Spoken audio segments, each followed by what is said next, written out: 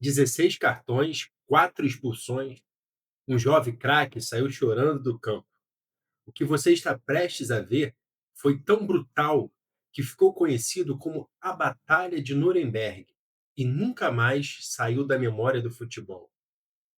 A cada 4 anos, a Terra muda de ritmo. As ruas se esvaziam, as famílias se reúnem e a atenção do mundo se concentra em 22 jogadores, uma bola e o objetivo de vencer.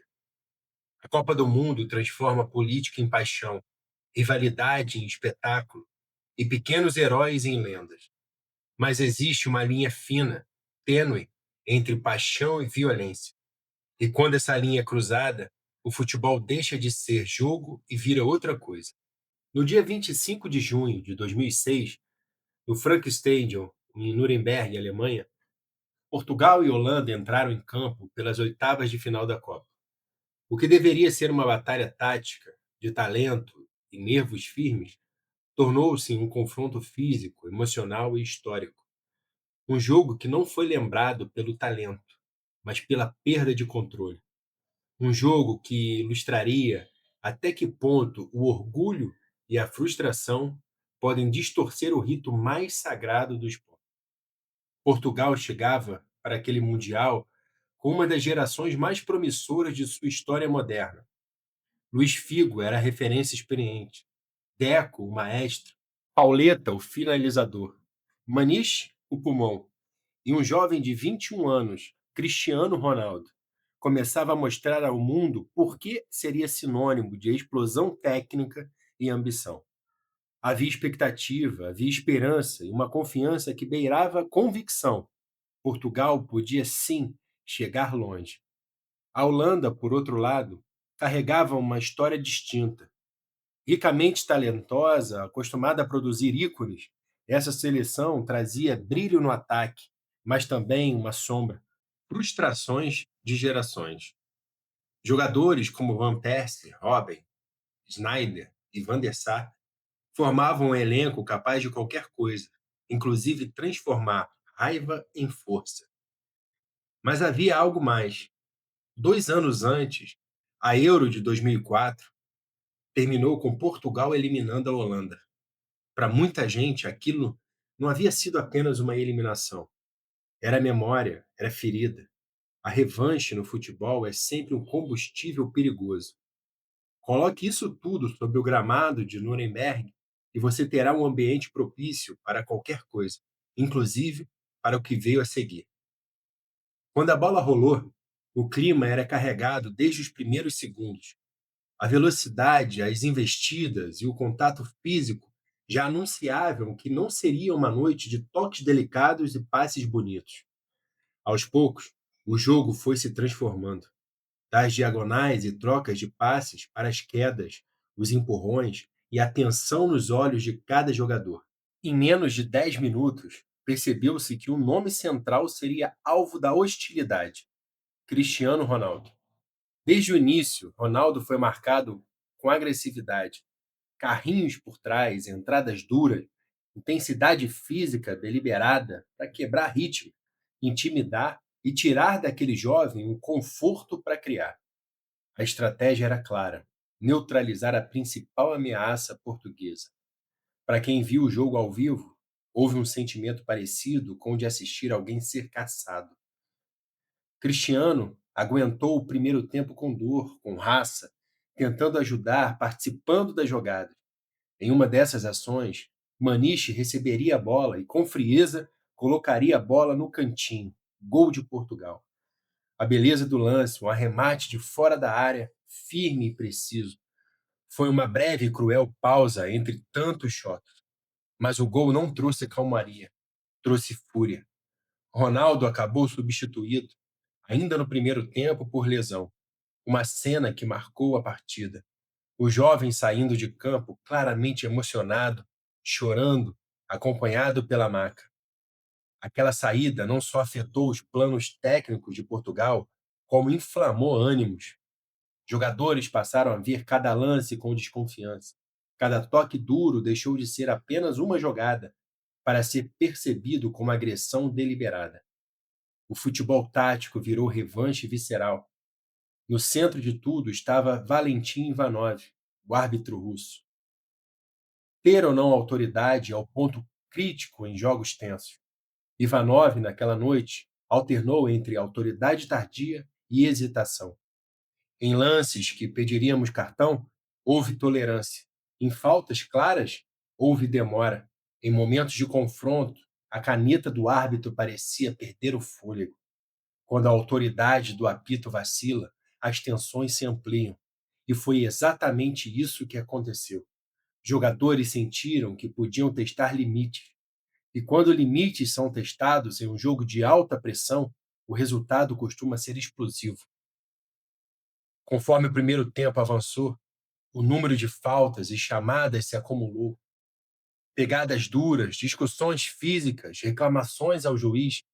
Num espaço curto, a partida se aproximava de um ponto de ruptura. E então vieram os cartões, as advertências e a sensação de que o jogo saía das linhas previstas. No intervalo, não havia expectativa do segundo tempo normal.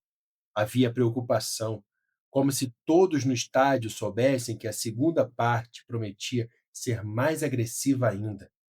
O segundo tempo começou com uma continuação do nível físico visto antes do intervalo, mas com intensidade ainda maior. Cada disputa parecia carregar uma carga emocional além do futebol. Vingança, orgulho nacional, proteção do jovem craque, frustração acumulada. Jogadas duras se transformaram em empurrões. Empurrões viraram confusões. Confusões pediam cartões. E cartões aumentavam o rancor. O público, acostumado a ver tática e talento, começou a testemunhar cenas que lembravam mais uma briga de rua organizada, com regras tênues. Em meio ao tumulto, cenas se tornaram icônicas. Jogadores caindo, equipes técnicas discutindo, membros do banco puxando companheiros e o árbitro sendo invadido pela necessidade de controlar o caos. O número de amarelos subiu para um nível que surpreendeu espectadores de todo o mundo. No apito final, o total daquele jogo seria categórico e histórico: 16 cartões amarelos e 4 vermelhos, um recorde para partidas da Copa do Mundo até então. Não foi apenas um jogo com muitos cartões. Foi uma noite que redefiniu a palavra descontrole no futebol internacional. Há imagens que marcam mais do que qualquer estatística. Uma delas aconteceu após as expulsões. Dois jogadores expulsos, ambos conhecidos por sua relação dentro do clube da Espanha, sentaram lado a lado fora do campo. Enquanto o gramado fervilhava, aquela imagem calma, com rivais expulsos conversando sem ódio, criou uma desconexão estética difícil de esquecer. Era como se o futebol dissesse, em duas cenas simultâneas, que tinha tanto a face da guerra quanto a da normalidade. Dentro do campo, a luta. Fora, a humanidade. Para Portugal, o gol de Maniche foi o suficiente. O time segurou a vantagem, sofreu e venceu por 1-0. Avançou às quartas de final, onde enfrentaria a Inglaterra nas quartas, e seguiria na campanha que culminaria em um quarto lugar. Mas o placar, naquele contexto, foi secundário. O que permaneceu foi o senso de que algo havia sido rompido. A ideia de que o futebol é, antes de tudo, espetáculo competitivo, não arena violenta. As consequências daquela noite foram imediatas e diversas. O árbitro Valentim Ivanov foi alvo severo de críticas. O presidente da FIFA, da época, fez comentários públicos sobre a atuação do juiz, sugerindo que houve falha de controle. A repercussão não foi apenas nas manchetes, debates táticos sobre o que é aceitável em jogo, reflexões sobre a necessidade de melhores padrões de arbitragem e discussões sobre proteção de jogadores jovens apareceram em rádios, mesas redondas e corredores de federações. O evento expôs uma verdade incômoda. Sem árbitros com confiança e clareza para penalizar condutas antidesportivas, no momento certo, o jogo corre o risco de se degradar. Mas há outra camada nessa história. Há um lado humano, as vidas por trás das manchetes. Cristiano Ronaldo saiu daquele jogo com o corpo ferido e com o choro de alguém que sentia a perda de algo maior do que um torneio. A sensação de que naquela noite sua integridade estava em jogo. Por outro lado, muitos jogadores voltaram para os seus clubes com memórias de um confronto que ultrapassou o limite do aceitável. Técnicos teriam conversas longas com atletas, federações discutiriam protocolos e organizadores de competições tomaram notas sobre a necessidade de gestão disciplinar mais rígida. No campo estratégico, a partida também é um estudo de como a fúria pode alterar sistemas táticos. Portugal, privado da habilidade de Cristiano no meio do jogo, teve que reorganizar sua leitura, reforçar linhas e recorrer a uma defesa mais compacta. A Holanda, por sua vez, apesar do domínio ocasional da posse, não conseguiu traduzir a superioridade física em gols. Essa incapacidade de transformar jogo físico em resultado ofensivo demonstra como violência e técnica frequentemente são inimigas. Quando o ritmo é quebrado por interrupções, o talento perde espaço. Há também uma narrativa sobre honra e memória. Jogos como esse permanecem na cultura do futebol por uma razão relacionada ao mito. Transformam jogadores em símbolos de resistência ou alerta. A Batalha de Nuremberg virou uma história contada em bares, mesas redondas e canais históricos, sobre como o apito pode mudar destinos e como uma estratégia de intimidação pode arruinar a beleza do esporte. Torcedores mais jovens que não assistiram àquele jogo ao vivo sabem dele pelas imagens que viralizam até hoje: cortes, entradas duras, rostos machucados e a contagem absurda de cartões. E não é apenas nostalgia. O episódio serviu também para mudanças graduais na forma como federações abordam disciplina. Discursos públicos sobre proteção ao jogador, treinamentos para árbitros e avaliações mais rígidas da performance dos juízes em competições internacionais ganharam força. A lição foi clara. Sem regras claras e árbitros que as apliquem com firmeza desde o primeiro aviso, a violência pode se tornar permissiva. A Batalha de Nuremberg é, portanto, um espelho. Nela se reflete o que há de mais luminoso e mais sombrio no futebol: a capacidade infinita de encantar e a tendência humana de transformar confronto esportivo em conflito.